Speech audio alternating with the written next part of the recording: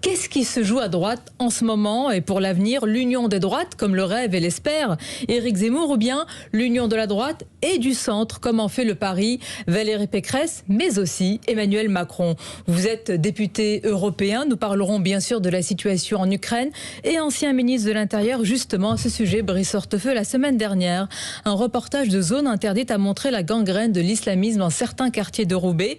On a appris depuis que la journaliste et animatrice de cette émission, Ophélie Meunier, était menacée, tout comme Amine Elbaï, qui témoignait dans ce reportage. Le ministre de l'Intérieur, Gérald Darmanin, affirme que tout est fait pour assurer leur protection.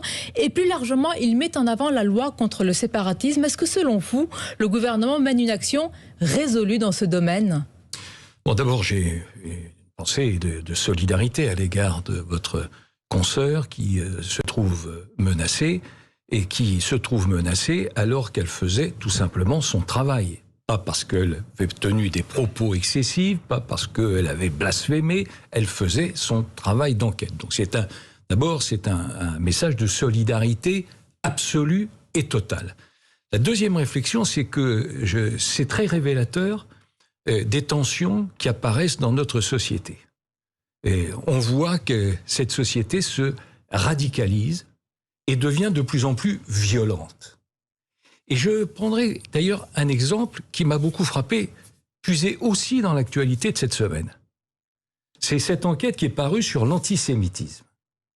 Une enquête extraordinairement dure, puisqu'elle montre une poussée de l'antisémitisme. Et c'est pas l'antisémitisme, pardonnez-moi, je le mets entre guillemets, mondain du 19e siècle. Une forme de bourgeoisie, de l'extrême droite, toute chose comme ça. Non, c'est une nouvelle forme de l'antisémitisme qui aboutit à cette réalité implacable des chiffres. Quand on regarde ce qui s'est passé sur l'année écoulée, vous avez en gros 680 actes antichrétiens, 580 antisémites et 171 anti-musulmans. Bien, mais là on est dans le constat. Mais attendez, oui. Ce qui est important, c'est que ces actes antisémites sont inversement proportionnels à la part dans la population. Donc ça témoigne de la violence. Et puis cette violence, elle apparaît aussi dans un autre domaine, mais qui est tout aussi grave, parce que ça porte atteinte à l'exercice de la démocratie, c'est la violence à l'égard des élus. Vous avez une trentaine de parlementaires qui ont été physiquement menacés. Vous mettez tout ça sur le même plan ? Mais tout ça participe, selon vous, d'une violence qui monte dans notre société? Première chose, c'est, oui, ça participe aux tensions de notre société et aux dérives de la violence dans notre société.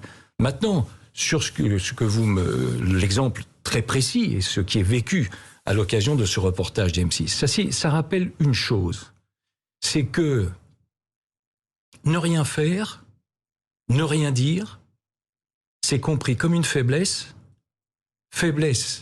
comme une brèche, et une brèche dans laquelle l'extrémisme s'engouffre immédiatement. Certains ont affirmé, Brice Hortefeux, que ce reportage était islamophobe. La France insoumise, en tous les cas certains cadres, affirmant que des poupées sans visage n'étaient pas si graves, que ça ne mettait pas en danger la République aujourd'hui. Il y avait des poupées sans visage, et la République, elle a un visage, elle a des yeux, elle a une bouche pour s'exprimer et des bras pour agir. Qu'est-ce que ça veut dire? Ça veut dire qu'il faut être intransigeant et que tout recul, tout silence, toute faiblesse est compris comme une brèche dans laquelle les extrémistes peuvent s'engager. Le gouvernement n'est pas silencieux. Gérald Darmanin les a mis sous protection policière, ça suffit pas? Je vais être encore plus précis. Il y a cette dérive radicale islamiste et qui apparaît notamment dans l'approche que l'on a vis-à-vis du salafisme. Il y a une distinction qui est faite à laquelle je ne crois absolument pas. Et Sonia Mabrouk connaissait par cœur ce sujet. Vous savez très bien qu'on distingue dans le salafisme quiétiste, le salafisme politique, le salafisme djihadiste. Dans le salafisme djihadiste, bien sûr, un arsenal législatif. Pour le salafisme quiétiste, qui est en réalité la même chose que le politique, on est un peu impuissant. Eh bien, il faut le combattre par tous ses forces. Je pense à l'ancien Premier ministre, Manuel Valls, qui avait dit qu'il faut l'interdire. Mais comment interdire un courant de pensée, même si on est résolument contre? Comment? Eh bien, les motifs de l'interdiction, c'est précisément les dérives. Si c'est silencieux, mais là, ça ne l'est pas. ça s'exprime par des gestes, par des actes, par des agressions. Donc il faut réagir et la République est armée pour cela. Alors, vous nous dites, j'ai bien noté vos paroles, Ophélie Meunier est aujourd'hui menacée, non pas parce qu'elle aurait blasphémé, non pas pour des propos excessifs, mais parce qu'elle aurait fait son travail. Mais je devine qu'il ne serait pas normal non plus qu'elle soit menacée parce qu'elle aurait blasphémé ou tenu des propos excessifs. Même dans ce cas, le fait d'être menacée serait absolument condamnable. Mais bien sûr. D'autant que le délit de blasphème n'existe pas. Hein. C'est important de le rappeler dans notre pays. Pas dans notre pays. Voilà. Mais tout à fait. Mais je n'établis pas de distinction. Je dis simplement sur ce sujet précis, sur cet exemple précis, il n'y avait pas de polémique sur les blasphèmes qu'on a pu voir dans d'autres occasions dramatiques parfois. Donc là, c'est une observation. Une journaliste fait son travail, elle est menacée, elle est obligée d'être placée sous protection. Oui. C'est un exemple supplémentaire de la dérive de notre pays. Mais un des éléments, dis-je, de cette dérive, est-ce que c'est pas que pour certains, le simple fait de nommer la réalité, de montrer la réalité, c'est perçu aujourd'hui comme une provocation islamophobe? Oui, mais ceux-là font fausse route, et peut-être d'ailleurs, soit ils font fausse route de bonne foi, soit au contraire, ils prennent la mauvaise route, mais avec pleine conscience de ce qu'ils font.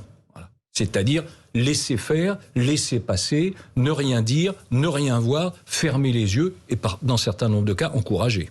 Brice Hortefeux, sur la crise ukrainienne, ce matin dans le journal du dimanche, Jean-Yves Le Drian lance « Nous disons à Poutine, pas un pas de plus ». Emmanuel Macron s'est entretenu vendredi au téléphone avec le leader russe. Comment vous jugez l'action, l'initiative du président français ? Bon, d'abord, moi je suis très surpris parce que on a l'impression que cette crise surgit de nulle part, remonte à quelques jours, quelques heures, alors qu'elle est inscrite dans la durée, pas du tout une surprise donc, et elle est inscrite dans la durée que l'on doit appréhender en ayant conscience de plusieurs réalités très rapides. La première réalité, c'est que l'Union soviétique qui a explosé en 1991 a laissé place à un certain nombre de pays et que ces pays de l'ancienne influence soviétique, pour une large part, sont désormais proches de l'OTAN, proches des Américains, proches des Occidentaux. Deuxième élément, l'Ukraine. L'Ukraine, c'est pas un petit pays, c'est un pays, c'est le deuxième pays par sa superficie sur le continent européen. C'est un pays de plus de 44 millions d'habitants, donc c'est pas neutre. Troisième élément, c'est un pays, et c'est pour cela que je suis un peu surpris de la position française, qui est aujourd'hui d'ailleurs double, puisque elle exerce la présidence de l'Union européenne. L'Ukraine, c'est à nos portes. C'est des frontières avec l'Europe, et donc, avec la Hongrie, avec faire de plus. Attendez, c'est des frontières de l'Europe, c'est à 3 heures de vol de Paris, et nous, de notre côté européen, on semble découvrir cela, et en même temps être prudent, et ça je le comprends, parce que la Russie fournit le tiers du gaz consommé par les Européens, et parce que nous, Français... Vous voulez dire qu'on a la main qui tremble parce que nous sommes tenus par les enjeux stratégiques du gaz russe? Ça, c'est plutôt pour l'Allemagne. Attendez, pour la France aussi, parce que nous, Français, nous sommes le deuxième investisseur en Russie, et nous sommes le premier employeur étranger en Russie. Donc, pourquoi je vous dis cela? C'est parce que la Russie perçoit l'attitude occidentale comme une agression, et peut-être pire encore, comme une humiliation. Donc, le gouvernement et le président de la République, président de l'Union européenne en exercice, et tout, sauf à l'initiative, est exactement à la traîne. À la traîne? Oui. Mais qu'aurait-il fallu faire qu'aurait fait peut-être l'ancien président Nicolas Sarkozy? Est-ce que vous faites référence à la crise géorgienne où il était allé sur place, il avait joué le rôle de médiateur? Le contraste est éclatant. Il y avait une crise en 2008, pendant l'été. Le président de la République, le président Sarkozy, immédiatement décide de réagir, se rend sur place, pousse la négociation, imagine des solutions, avance des propositions. Et là, on nous dit quoi? on nous dit qu'on a passé un coup de fil, il y a eu un coup de fil entre le président Macron et le président Poutine. Il fallait qu'il aille à mon avis, le président Poutine a dû certainement dormir tellement il était anxieux de ce coup de fil. Là, vous étiez dans l'ironie, monsieur Hortefeux, comme c'est la voix de la France aussi, elle ne pèse plus rien. C'est quelque chose de très grave. Donc, qu'est-ce qu'il faut faire? Il faut rappeler la politique française traditionnelle, gravée, qui est une politique d'équilibre entre la fermeté et la sagesse. Attendez, j'avance juste, je termine. Qu'est-ce que ça veut dire? Parce que fermeté, sagesse, tout ça, vous pouvez me dire que ce sont des mots. Fermeté, ça veut dire qu'il y ait une position unanime européenne et occidentale pour dénoncer. Mais comment vous faites? Vous la décrétez. Mais monsieur Hortefeux, la réalité, c'est que l'Allemagne n'est pas sur la même ligne, la Grande-Bretagne n'est pas sur la même ligne. Donc là, ce que vous nous dites est irréalisable. Mais précisément, mais je vous le dis, mais ça sert à quelque chose, les hommes et les femmes qui gouvernent. C'est le rôle du président en exercice de l'Union européenne de prendre son bâton de pèlerin, de discuter, de convaincre, à commencer par ses alliés. Et qu'est-ce que c'est la sagesse? Pardonnez-moi, parce qu'il faut aussi faire preuve de sagesse. Il a le message de fermeté, mais il faut aussi la sagesse. Qu'est-ce que c'est la sagesse? La sagesse, c'est de convaincre l'Ukraine que l'otanisation, entre guillemets, n'est pas la solution, et qu'en revanche, il faut avancer vers un partenariat stratégique. Et c'est toute l'ambition de Valérie Pécresse que de faire cela, de réaliser cela quand elle propose une conférence européenne. Défi, conférence rassemblant, mais ce qui compte, c'est qui?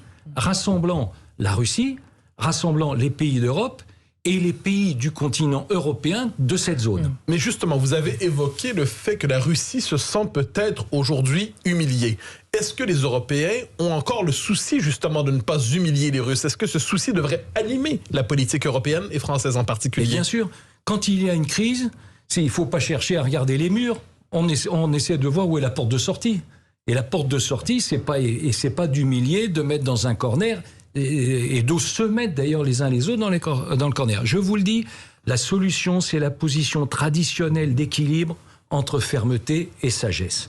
Et si vous me permettez d'aller un tout petit peu plus loin, je pense que bien sûr, ce sujet de l'Ukraine est un sujet essentiel. Mais il ne doit pas cacher aussi d'autres conséquences. C'est-à-dire ? Et j'en vois deux conséquences. C'est que d'abord, ça pousse la Russie dans les bras de la Chine. Est-ce que c'est notre intérêt? Est-ce que c'est l'intérêt du monde occidental? Et la deuxième conséquence, c'est que cela encourage la Russie à tenter de pénétrer dans la zone d'influence française en Afrique et en Afrique occidentale. Et donc, là, ce sont les Français, pardonnez-moi, qui sont les premières victimes de ces deux conséquences. La première, collective, le rapprochement avec la Chine, mais la présence en Afrique où on essaie, en clair, de nous pousser dehors, eh bien, c'est aussi une des conséquences de l'inaction politique. Brice Hortefeux, vous tirez, on l'a entendu, la sonnette d'alarme sur cette perte, en tous les cas, d'influence française, donc pas seulement en Ukraine, dans ces pays-là, mais surtout européens, en tous les cas, en Afrique. On va continuer à en parler. Nous vous demanderons aussi ce que vous pensez de la campagne de Valérie Pécresse. Quel sursaut faut-il? Restez avec nous sur Europe 1 et CNews, une courte pause et on revient. Et notre invité en ce dimanche, le député européen et ancien ministre de l'Intérieur, Brice Hortefeux. La première question de cette seconde partie vous est posée par Cécile Cornudet. Oui, Brice Hortefeux, pourquoi la campagne de Valérie Pécresse patine-t-elle? Fin 2021, elle a réussi à faire l'union autour d'elle, mais depuis 2022, on a du mal à retenir quelque chose. Qu'est-ce qui lui manque vraiment pour créer un sursaut? Et qu'est-ce que vous me racontez là? Parce que tout le monde s'accorde à dire, monsieur le député européen, mais que vous ne voulez pas voir. Qu'est-ce que vous retenez depuis 2022? Écoutez, d'abord, soyons honnêtes et lucides. Que chacun de nous, autour de cette table, est par définition. Vous m'auriez invité il y a 1 an, vous ne l'avez pas fait, je le regrette un peu, bien sûr, mais enfin, actons. Il y a 1 an, vous m'auriez regardé avec commisération, 1 an et demi, en me disant, mais serez-vous, votre famille, sera-t-elle même capable d'avoir un candidat? Ça aurait été il y a quelques mois, vous m'auriez dit, vous avez beaucoup de candidats, mais ça va entraîner des divisions. Ça aurait été en septembre encore, regardez, vous n'êtes pas d'accord, comment tout ceci va-t-il déboucher? Et si ça débouche sur quelque chose, ça sera de toute manière sans espoir. Regardez le chemin parcouru en peu de temps, vous avez beau jeu qui est le chemin inverse d'ailleurs d'un certain nombre de concurrents. Vous l'avez peut-être observé. Bon. Donc nous, la réalité, quelle est-elle? La réalité, c'est qu'aujourd'hui, Valérie Pécresse a rassemblé sa famille sans aucune ambiguïté. Ça, c'était 2021. Tout le monde. Et 2022, elle va rassembler le pays. Attendez, avant cela, elle n'est pas engluée aujourd'hui dans un match à 3. La candidate de la droite et donc du centre, aujourd'hui, n'est pas assurée d'une qualification au second tour. Est-ce que nous sommes d'accord sur cette réalité-là au moment T où nous parlons? Je suis d'accord avec cette réalité. Il y a 4 mois, on n'envisageait pas de pouvoir être présent au deuxième tour. Et cette réalité, c'est qu'aujourd'hui, on l'envisage très sereinement. Je vous encourage simplement, ce petit détail, à la prudence.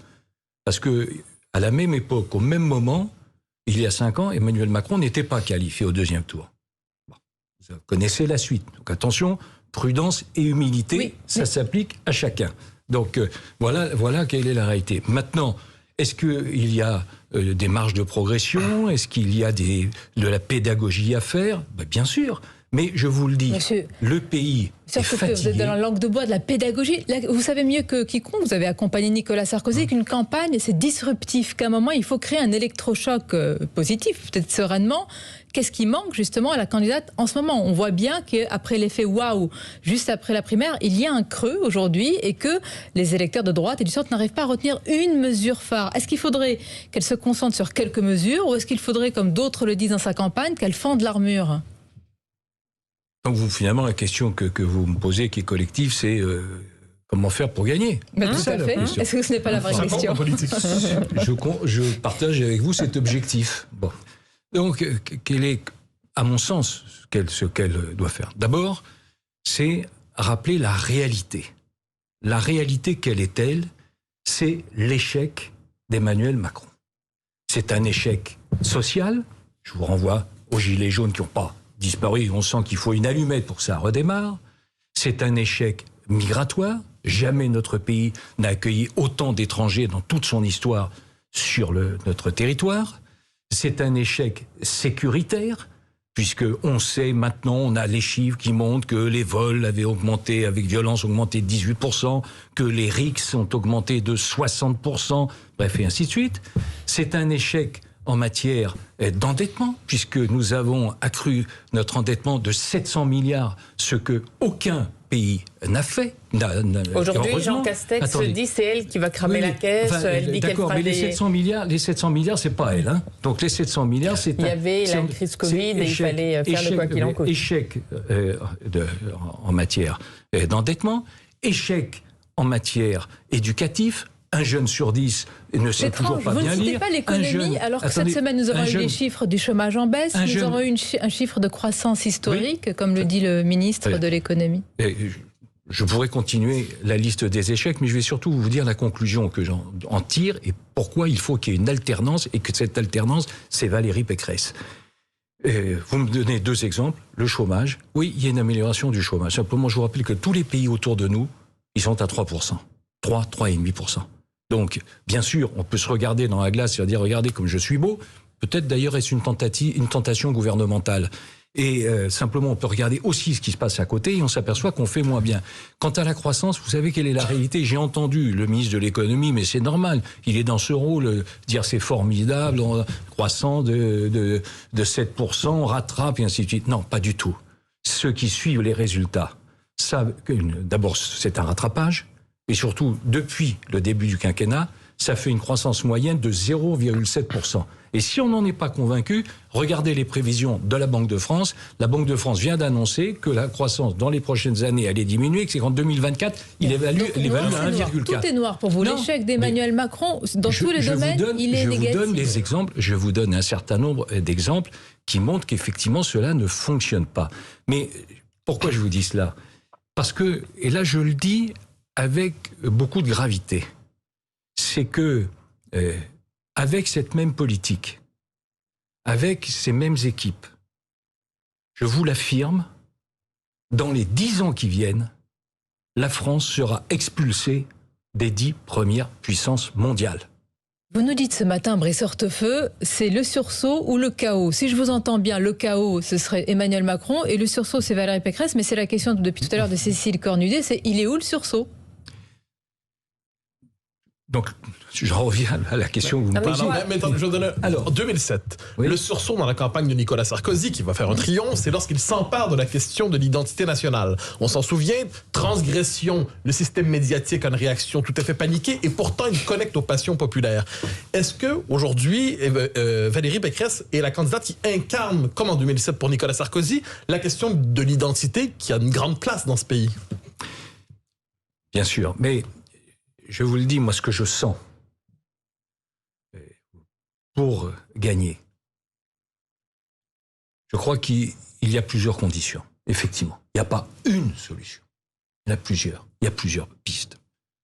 La première, c'est que Valérie Pécresse soit elle-même. Pas d'artifice de communication. Qu'elle soit tout simplement elle-même, comme nous sommes de plus en plus nombreux à la connaître. C'est-à-dire sympathique, chaleureuse, simple, bienveillante. Deuxième condition, c'est qu'elle ait perpétuellement ce qui est le cas au cœur, l'envie, la détermination, la motivation pour inverser.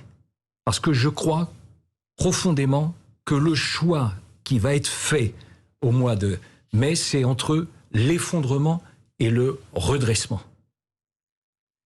Et troisième élément, pour prendre une image un peu plus sportive, je crois que pour gagner la course, il faut qu'elle marche sur ses deux jambes. Pas l'une plus courte que l'autre. Ah oui. Une jambe. Oui, une sorte jambe. De en même temps, quoi. Non, Macronien. une jambe, bah, non. Si, deux jambes. Je vous précise. Bah oui, la droite et le centre. Une jambe la garde. Non, une jambe régalienne, c'est-à-dire protectrice en matière de sécurité. Donc une jambe ferme, Ciotti, Vauquier, ferme, Hortefeux. Ferme sur l'immigration et intransigeante sur la justice. C'est la jambe régalienne. Et en même temps, il faut qu'il y ait la jambe sociale, c'est-à-dire d'être audacieuse sur le pouvoir d'achat, d'être en rupture avec la fiscalité. Brice Hortefeux, les deux jambes, on les a reconnus. C'est la ligne Éric Ciotti, Brice Hortefeux, Laurent Wauquiez, François-Xavier Bellamy. Et l'autre jambe, c'est la ligne, c'est l'union des centres. Écoute, vous pouvez mettre des noms et tout ça, ça fait plaisir à chacun. Et donc moi, comme les autres, c'est très bien. Mais je vous dis, c'est ça la solution. C'est un, qu'elle soit elle-même, et deux, qu'elle court s'appuyant sur ses deux jambes. Et je pense que c'est ce qu'elle est en train de faire. Parce que si vous avez écouté ce que je vous ai dit sur la sécurité, sur la nécessité d'appréhender l'immigration, sur la justice, sur le pouvoir d'achat, à chaque fois, il y a des propositions qui sont en miroir. On va continuer à en parler. Elle court, mais pour courir plus vite, ne lui manque-t-il pas un soutien? Et celui-ci est important parce qu'il a encore une influence évidente sur la famille de la droite, celui de Nicolas Sarkozy. Et en fidèle sarkozyste, vous nous direz, Brice Hortefeux, juste après la pause, pourquoi ce soutien il tarde. À tout de suite. Et on vous remercie de nous suivre, toujours plus nombreux, à la fois sur Europe 1 et CNews. Notre invité ce dimanche, Brice Hortefeux, ancien ministre de l'Intérieur, député européen et proche, évidemment, fidèle de Nicolas Sarkozy. Et dans cet esprit, Nicolas Sarkozy, qui demeure une figure centrale, pour ne pas dire peut-être la figure centrale de votre famille politique, de votre camp, tarde pour l'instant à annoncer son soutien à Valérie Pécresse. Est-ce qu'on peut s'attendre à ce qu'il la soutienne bientôt? Et sinon, comment expliquer ce temps qui passe? Bon, d'abord, je ne peux pas m'exprimer en son nom, vous l'imaginez bien. Et donc, mais vous le comprenez bien, cela dit. Je ne connais pas, bien sûr, le calendrier. En revanche, il y a ce que je sais et ce que je connais. Ce que je sais, c'est que Nicolas Sarkozy a confié, à chaque fois qu'il exerçait des responsabilités importantes, a confié à Valérie Pécresse des missions qui étaient des missions de confiance. Je vous donne simplement quelques exemples, il y en a que vous connaissez bien sûr, mais quand il était le président de notre famille politique, à l'époque ça s'appelait l'UMP, Valérie Pécresse était une des deux porte-paroles. On connaît son CV de Madame Pécresse. C'est pour ça, mais je le rappelle. Ça veut donc dire, attendez, ça veut, deuxième élément, il lui a confié les responsabilités de ministre de l'enseignement supérieur, de ministre du budget, poste essentiel, de porte-parole à nouveau du gouvernement. Troisième élément, il a indiqué dans une émission bien connue, Ambition intime, que Valérie Pécresse était à ses yeux solide et on a besoin de solidité. Donc, que voulez-vous que je vous dise de plus, sinon que cela fait, à mes yeux, autant d'indices qui confortent mon espoir. Alors peut-être qu'on vous la pose différemment. Est-ce que vous excluez que Nicolas Sarkozy soutienne Emmanuel Macron? Mais je peux recommencer. Non, mais je préfère avoir une réponse plus courte et plus claire. Je ne peux pas. Je vous le dis. Vous êtes son fidèle lieutenant, vous le voyez régulièrement. Je vous le dis, devez savoir pour tous qui les éléments que je viens de répéter sont, à mes yeux, des indices qui confortent mon espoir. Et bien sûr, mon espoir, c'est qu'il s'engage aux côtés de Valérie Pécresse. D'ailleurs, vous avez remarqué que beaucoup de sarkozystes, entre guillemets, et enfin, je fais partie de ceux-là, parce que moi, je le dis depuis longtemps, sarkozyste un jour, pour moi, sarkozyste toujours. Mais beaucoup de sarkozystes s'étaient engagés spontanément aux côtés de Valérie Pécresse. Vous parlez de votre espoir. Est-ce que vous avez la certitude que Nicolas Sarkozy va soutenir Valérie Pécresse? C'est pas à vous que j'apprendrai toute la nuance entre l'espoir et la certitude. Ah, bien sûr que non. Voilà pourquoi j'ai insisté sur cette question. Il n'a pas aimé manifestement qu'elle évoque le Karcher, a fortiori pour dire que cette fois, elle le passerait bien. Vous avez cette impression? Écoutez, je n'en sais rien, mais en tout cas, ils sont en contact. Ils se parlent, ils se sont vus autour de Noël, ils se sont téléphonés. Pas, en tout cas, ça c'est le moins. C'est pas un enthousiasme débordant, on peut le noter. Mais attendez, Nicolas Sarkozy n'est pas un acteur de la vie politique au quotidien. Comme vous l'avez rappelé, c'est l'ancien chef de l'État. Il a quand même dit on est trop sévère contre Éric Zemmour. Donc c'est vrai qu'un doute s'est créé depuis ce moment-là. Et je vais vous apprendre quelque chose. Il va s'exprimer aujourd'hui sur Europe 1. Mais c'est dans le cadre d'une émission avec Didier Barbelivien, donc je ne suis pas sûr qu'il donne son sentiment sur l'élection présidentielle. Excellente émission. Et en parlant de musique, on peut parler aussi de politique. Peut-être que vous connaissez la chanson, là, en ce moment, dont je vais vous parler. Cette chanson qui dit « Pécresse-Macron, c'est bonnet blanc, blanc bonnet ». Je ne sais pas si l'ancien président le pense, mais certains le pensent. Très sérieusement, Brice Hortefeux, quelle est la différence fondamentale? Vous nous avez dit tout à l'heure, ça serait ou le sursaut ou l'effondrement, mais beaucoup ne voient pas la différence et ne verraient même pas une véritable alternance si Valérie Pécresse venait à remplacer Emmanuel Macron à l'Élysée. Écoutez, il y a tellement peu de différence qu'Emmanuel Macron s'est déchaîné pour empêcher Valérie Pécresse d'être réélue présidente de la première région de notre pays. Il a envoyé, je crois, 6 ou 7, je ne les compte plus, de ministres, de secrétaires d'État pour essayer de la faire battre. Ce qui prouve qu'il ne doit pas y avoir tellement d'affinité. Mais il y a des différences de fond sur l'approche européenne, sur l'approche fiscale, sur l'approche... Sur l'approche européenne, quelle différence fondamentale? Elle récupère la présidence française de l'UE en avril. Qu'est-ce qu'elle fait de très différent d'Emmanuel Macron? Elle a d'ailleurs chargé Bruno Retailleau de réfléchir aux 100 jours. Mais d'abord, on ne fait pas ce qui est fait aujourd'hui. Premier élément, je vous le dis, moi j'ai été dans l'hémicycle quand le président de la République est venu s'exprimer, j'y étais par déférence républicaine, j'ai attendu un discours, je connais cet exercice puisque j'étais aux côtés de Nicolas Sarkozy comme ministre lorsqu'il s'est exprimé lui-même il y a 13 ans. Pardon, la présidence française c'est tous les 13 ans. Eh bien, on pouvait peut-être s'attendre à un discours avec de l'ambition, du souffle. Sur la forme. Il a voulu défendre l'ordre européen, l'état de droit. Il se place de ce côté-là. Oui, sur la forme. Ça a été perçu. Vous ne vous en rendez pas forcément compte, et c'est vrai qu'on s'intéresse peu aux questions européennes, mais enfin néanmoins il y en a qui y sont attentifs.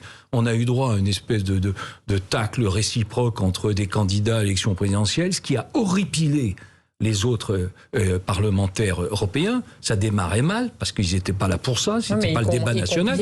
Et sur le fond, on a eu droit à des propos quasi fédéralistes, par moment, quasi fédéralistes, et donc une grande différence avec Valérie Pécresse. On a eu droit à une sortie sur l'IVG. On se demande bien ce que ça venait faire là, puisque c'est une question sociétale qui relève des États, si ce n'est peut-être pour être désagréable avec la nouvelle présidente, une nouvelle jeune femme présidente du Parlement européen, ce qui n'était pas forcément habile. Et enfin, summum du summum, par un embrouillis-mini sur Schengen. Je ne sais pas si la réforme de Schengen, oui, il faut bouger Schengen, mais franchement, si vous avez compris quelque chose sur ce que vous voulez le président de la République en termes de réforme, vous êtes très très fort. On est très loin, pardonnez-moi, je termine juste, on est très loin, très très loin du résultat de la présidence française en 2008, où il y a eu le paquet énergie-climat qui était le premier pas vers les accords de Paris sur l'environnement, où il y a eu la démocratisation d'Erasmus, qui est un progrès considérable pour permettre aux étudiants d'étudier comme Valérie Pécresse l'a mené, parce que c'est elle qui l'a mené comme ministre, sur le pacte immigration sur l'asile, pardon, je dis 1 minute du bien de moi, si ça vous ennuie pas, mais ça va de soi. C'est très gentil. Le pacte immigration sur l'asile, qui était là aussi une ébauche de politique européenne migratoire. Pardon, c'était autre chose, et je regrette qu'à l'occasion de cette présidence française qui ne vient que tous les 13 ans, il n'y ait pas eu un souffle. D'ailleurs, ça m'a frappé. Le discours a été fait en fin de matinée. Le lendemain matin, plus personne n'en parlait. Mais sur aucune radio, rien, c'était fini. Mais plusieurs sont néanmoins à la recherche de différences de fond, on l'a dit, entre Emmanuel Macron et Valérie Pécresse. D'autant que chez les macroniens, on nous dit d'ailleurs qu'il y a une forme de convergence naturelle entre les deux. Alors, vous avez dit, Emmanuel Macron, c'est un candidat quasi-fédéraliste. Diriez-vous, d'un côté, Emmanuel Macron, c'est le candidat de la souveraineté européenne, et Valérie Pécresse, la candidate de la souveraineté nationale. Est-ce que ces deux concepts sont réconciliables, selon vous? En tout cas, Valérie Pécresse est, comme dans tous les actes de son engagement public, c'est une femme d'équilibre. Et je vous le dis, il n'y a pas d'avenir. La souveraineté européenne, ça veut dire quelque chose pour vous? Il n'y a pas d'avenir pour la France s'il n'y a pas d'Europe. Oui, mais est-ce que vous parlez de souveraineté européenne, M. Hortefeux? C'est important pour savoir où vous vous positionnez. Non, mais moi, ce n'est pas un mot que j'utilise. C'est pas un mot que j'utilise. Mais en même temps, je souligne, je rappelle qu'il n'y a pas d'avenir pour la France s'il n'y a pas de construction européenne. Pour une raison simple, on fait partie encore aujourd'hui, nous, la France, du G7, G8, puisque la Russie est sortie. Bon, on en fait partie. Et la Grande-Bretagne, enfin le Royaume-Uni en fait partie. Bon, elle n'est pas dans l'Europe institutionnelle, mais dans l'Europe continentale, enfin dans l'Europe territoriale. Et l'Allemagne aussi. Tous les 3 ans, sur les 10 ans qui viennent, il y a un pays qui va sortir. Est-ce que ça veut dire que l'on accepte de ne plus participer au G7, au G8 ? Bien. Est-ce que la France renonce à cela? Non. Donc je le dis, moi je n'emploie pas le mot souveraineté, mais il n'y a pas d'avenir pour notre pays s'il n'y a pas simultanément une construction européenne. Je vous ramène un instant dans la campagne de Valérie Pécresse, sur laquelle vous dites que plutôt tout va bien. Est-ce que vous craignez des départs? Les Républicains, le maire de Chalon-sur-Saône, Gilles Platret, pourrait rejoindre Éric Zemmour. Et selon nos informations Europe 1 et les informations de notre journaliste Jacques Serret, Éric Woerth serait tenté par l'aventure macronienne. Est-ce que vous confirmez ces deux envies de quitter le navire? Bon, d'abord, je ne suis pas forcément informé d'ensemble. Pour le moins. Je crois que Gilles Platret, qui est le maire de Châlons, qui est un bon maire, qui a des positions des convictions très fortes, très ancrées, ma connaissance, et dans la famille et politique. se met en retrait de la campagne. Écoutez, la question qui m'était posée, la langue française est riche et donc elle peut être précise, c'était est-ce qu'il s'en va? La réponse, je vous dis non. C'est déjà un désaveu de la candidate. Et Gilles Platret, au sein de LR, on sait bien qu'il agit rarement sans l'accord de Laurent Wauquiez. Est-ce que pour vous, ça témoigne, cette mise en retrait, de doute de Laurent Wauquiez sur la ligne de la campagne? Alors, il y a des choses que je connais, des choses que je ne connais pas. Mais là, je connais en revanche. Je suis un ami de Laurent Wauquiez, proche de Laurent Wauquiez, nous sommes dans la même région, il est le président du conseil régional Auvergne-Rhône-Alpes, il a fait un choix, et ce choix, il l'assume, et il l'assume avec beaucoup de dignité, beaucoup de sérieux, beaucoup de courage, et il est clairement engagé aux côtés de Valérie Pécresse. Et c'est pas le lieu, mais je pourrais vous montrer les SMS qu'il m'a adressé quand Valérie Pécresse a été élue, a été choisie. C'était nous devons nous engager derrière Valérie Pécresse parce que c'est elle qui a été choisie. Nous devons être irréprochables et il l'est. Et d'ailleurs, il l'a accueilli dès le début de la campagne, pas en traînant les pieds tout à la fin les derniers jours. Dès le début de la campagne, il l'a accueilli chez lui au Puy pour une sorte de serment du Puy entre Valérie Pécresse et lui. Écoutez, je ne le sais pas. Éric Woerth est quelqu'un que j'aime beaucoup, qui est très respectable, qui a une autorité. On n'a pas de doute sur ses qualités, on a des doutes sur son soutien à venir. Et comme président de la commission, maintenant vous l'interrogerez, j'en suis sûr. On va marquer une pause. Il aura fait connaître sa décision, je suis sûr. Brice Hortefeux, les thèmes régaliens, puisque vous avez dressé un bilan apocalyptique du bilan d'Emmanuel Macron. Simplement, est-ce que, puisque vous êtes un soutien convaincu, on l'entend ce matin, de Valérie Pécresse, iriez-vous jusqu'à dire, comme Damien Abad, et je cite cette phrase, parlant de Valérie Pécresse, qu'elle a l'audace de Simone Veil, le sérieux de Christine Lagarde et le courage de Joséphine Baker. Ah, ça vous laisse... Oui, non, mais c'est un bon compliment, mais je cherchais Joséphine Baker et Valérie Pécresse, c'est une image inattendue. Bien, ce sera inattendu. On va continuer à évoquer le bilan. Ça sera un peu plus attendu, peut-être, vos réponses sur Emmanuel Macron et le bilan. Moi, on va parler chiffres. Vous avez tout à l'heure évoqué un nombre d'étrangers sur notre sol depuis l'arrivée d'Emmanuel Macron important. On va essayer d'en parler dans quelques instants. Une pause et on se retrouve sur Europe 1 et CNews. Et avec notre invité Brice Hortefeux, on évoque la recomposition en cours et à venir de la droite. Va-t-on vers l'union des droites, comme le veut Éric Zemmour, ou bien l'union de la droite et du centre, comme l'espère Valérie Pécresse? Mathieu Bock-Côté. Justement, dans cet esprit, Éric Zemmour prétend représenter dans cette campagne l'union des droites. Il y a des ralliements qui lui viennent. Il y a eu d'abord Guillaume Pelletier. Possiblement Marion Maréchal, à tout le moins la rumeur le laisse croire. Est-ce qu'il peut représenter l'union des droites dans cette campagne? Je vais vous décevoir, mais c'est absolument pas mon sujet. Voilà, c'est le nôtre, c'est celui de la politique en ce moment. C'est celui de Valérie Pécresse. Je suis engagé aux côtés de Valérie Pécresse.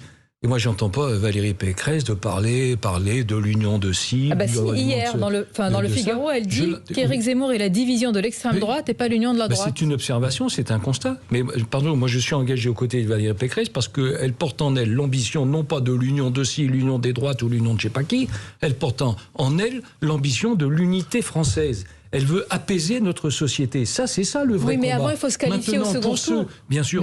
Alors, quant à ceux qui nous parlent de l'union des droites, qui commencent donc entre eux à mettre fin aux divisions de l'extrême droite. Parce que c'est quand même assez surprenant.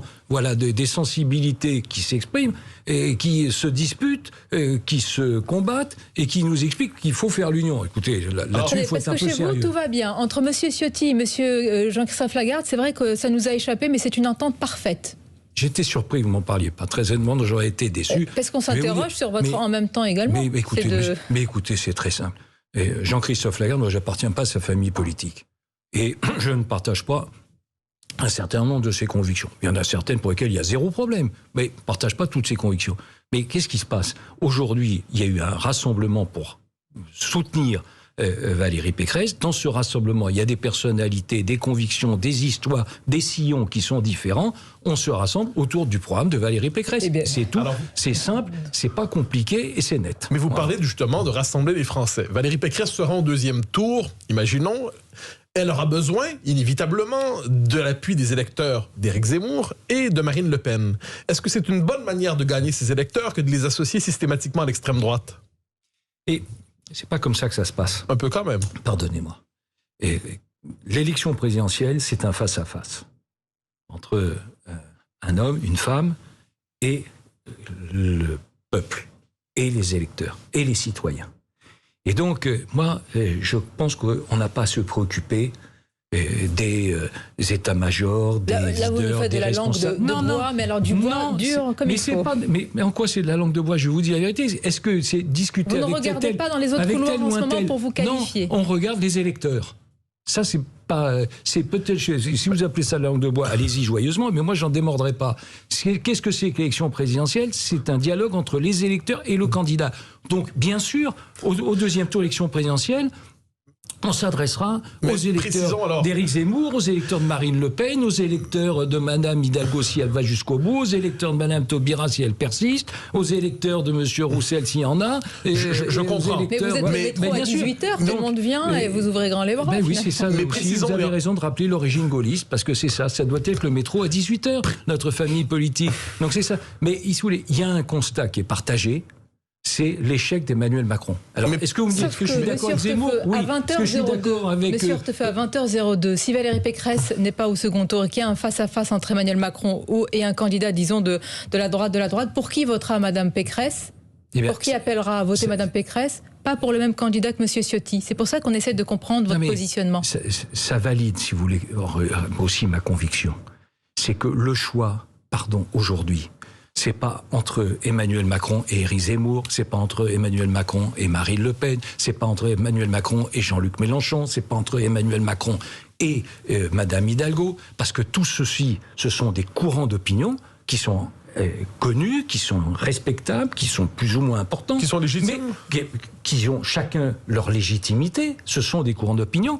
Mais, pardon, l'alternance, l'alternative, il n'y a qu'une personne qui peut la réaliser. Vous ne pouvez pas le décréter. Valérie Pécresse. Donc, mais écoutez, en tout cas, vous me parlez des sondages. Écoutez, vous m'avez parlé des sondages, c'est bien que ça. Je n'ai pas été sourd tout à l'heure. Vous m'aviez évoqué les sondages. Je constate aujourd'hui, et c'est ma conviction, au-delà des enquêtes d'opinion, que la seule possibilité de mettre fin à un renouvellement d'un quinquennat d'Emmanuel Macron, c'est Valérie Pécresse. Les autres sont des candidatures. Vous estimez que ça doit être elle, ce sont des candidatures de témoignages. La candidature de Valérie Pécresse, c'est pour gagner. C'est une très grosse différence, même si tout est respectable. Vous parlez beaucoup d'unité, mais qu'en est-il de la confiance du monde patronal, des grandes entreprises pour Valérie Pécresse? Cette semaine, sous pression du patronat, elle a changé l'une de ses propositions majeures concernant la baisse des cotisations de 10% sur les salaires. Est-ce que vous avez déjà vu ça? Un patronat qui exprime comme ça un doute, voire une préférence pour Emmanuel Macron, pour le candidat de la droite traditionnelle. Dans la présidentielle, ça me paraît être sans précédent. D'abord, je saucissonne pas la société française. Les chefs d'entreprise, à l'image de la société, je le reconnais, bien humblement. Dans un premier temps, il y avait un espoir vis-à-vis d'Emmanuel Macron. Ça a tourné vers la désillusion. Et ça arrive à un constat d'échec. Bon. Deuxième élément. Si vous faites allusion aux mesures de pouvoir d'achat proposées par Valérie Pécresse. Et vous avez raison, parce que c'est une de ses préoccupations majeures. Sauf qu'elle quand on voit ce qui se passe, quand on voit l'augmentation hallucinante des prix, encore je vous regardais le chiffre, plus 9% pour les fruits et légumes, bon, tout ça, ça explose. Donc elle a mis le pouvoir d'achat au cœur de ses préoccupations. Qu'a-t-elle avancé comme proposition? Elle a avancé plusieurs propositions, mais je pense comprendre que celle à laquelle vous faites allusion, c'est l'augmentation de 10%. Sur le doute exprimé par le MEDEF, par le patronat, aujourd'hui sur cette candidate. Eh bien, je pense que l'entrepreneur devrait, il le fait d'ailleurs, j'en suis convaincu, être attentif aux propositions de Valérie.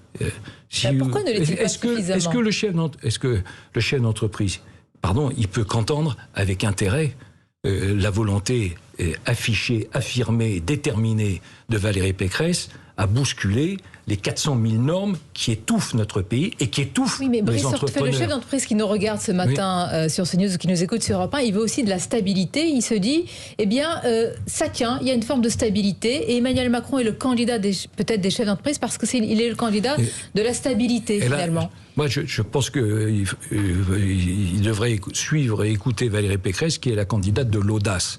Et de l'audace pour relancer notre pays, relancer notre économie et donc relancer les entreprises. Et donc, elle a proposé une mesure, effectivement, d'augmentation de 10% du pouvoir d'achat pour les salaires qui vont jusqu'à un peu plus de 3 000 euros, un peu plus de 3 000 euros. Et elle a, sur la base de la discussion, précisément avec les entrepreneurs, elle a précisé les modalités de cet objectif. Elle a précisé les modalités de ces objectifs, et je vous donne simplement un élément, c'est bien sûr 3% au mois de juillet, et 2% l'année suivante, et ensuite ça sera en discussion pour schématiser avec les milieux économiques et les organisations syndicales pour atteindre les 10% à la fin du quinquennat. Donc c'est ça la réalité. Une question sur l'ancien ministre. Mais si en même temps la libéralisation du temps de travail, c'est beaucoup d'autres mesures. Une question sur l'ancien ministre Claude Guéant, condamné pour de la prison ferme, notamment dans l'affaire des sondages de l'Élysée sous Nicolas Sarkozy. Avez-vous le sentiment qu'il est un peu pris pour tout le monde, Claude Guéant, dans cette affaire? Je ne peux pas me prononcer à la place de la justice, mais enfin, ce que je peux vous dire, c'est que d'abord j'ai une pensée pour Claude Guéant, qui est incarcéré à 77 ans pour une dette qu'il a réglée. Et j'ai cette pensée, je l'élargis à sa famille en espérant que la justice, qui doit se prononcer, je crois, début février, prononcera bien précisément sa libération. Pour conclure, et par rapport à tout ce que vous avez dit sur le bilan d'Emmanuel Macron, parce qu'il est l'heure du bilan, si vous deviez retenir une chose, malgré tout, positive de ce bilan et de ce mandat, quelle serait-elle, malgré tout ce que vous nous avez dit sur l'aspect sécuritaire et régalien? Le fait que, par exemple, dans cette crise sanitaire qui a été globalement très mal gérée sur le plan sanitaire, parce que dans les échecs, on oublie juste une chose, c'est que la France est le pays dans lequel on a imaginé, l'Institut Pasteur, imaginé dès les années 60 l'ARN messager, et on n'a pas ça de vaccin.